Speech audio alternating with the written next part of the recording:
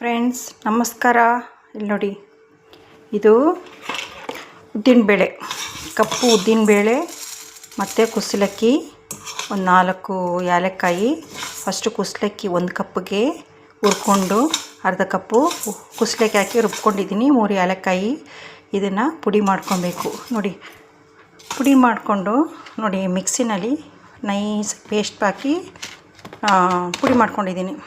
ಇದು ಏನಂದರೆ ಗೊತ್ತಾ, ಇದು ಬಂದು ನಮ್ಮ ಮನೇಲಿ ಬೆಂಗಳೂರಿಂದ ತಂದಿರೋದು. ಇದರಲ್ಲಿ ಏನೇನಿದೆ ಅಂದರೆ ರಾಗಿ, ಜೋಳ, ಒಂದು ಕಾಳು, ಕಡ್ಡಿ ಕಾಳು ಅಂದರೆ ಹೆಸರು ಕಾಳು, ತೊಗರಿ ಕಾಳು, ಬಾದಾಮಿ, ಪಿಸ್ತಾ, ಗೋಡಂಬಿ ಮತ್ತು ಹುಳ್ಳಿಕಾಳು, ಗೋಧಿ, ಎಲ್ಲ ಧಾನ್ಯಗಳು ಹಾಕಿ ಒಂದು 21 ಧಾನ್ಯಗಳು ಹಾಕಿ ಪುಡಿ ಮಾಡಿ ಎತ್ಕೊಂಬಂದಿರೋದು. ನನ್ನ ಮಗಳಿಗೆ ಇದು ಗಂಜಿ ಥರ.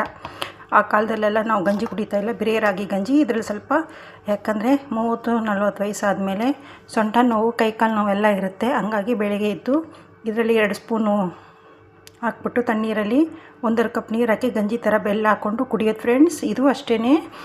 ಮತ್ತು ಇದನ್ನು ಅಷ್ಟೇ 2 ಸ್ಪೂನು ತಣ್ಣೀರಲ್ಲಿ ಮಿಕ್ಸ್ ಮಾಡಿಬಿಟ್ಟು ರಾತ್ರಿಯೇ ಬೇಕಾದ್ರೆ ನೆನೆಸಿಕ್ಬಿಡ್ಬೋದು. ಬೆಳಗ್ಗೆ ಎದ್ದು ಕೂಡಲೇ ಬೇಗ ಮಿಕ್ಸ್ ಮಾಡಿಬಿಟ್ಟು 1 ಸ್ಪೂನ್ ಬೆಲ್ಲ ಹಾಕಿ ಒಂದು ಸ್ವಲ್ಪ ಬೇಕಂದರೆ ತುಪ್ಪ ಹಾಕ್ಕೊಂಡು ತಿಂದರೆ ಮೈಗೆ ಅಷ್ಟೇ ಒಳ್ಳೆಯದು.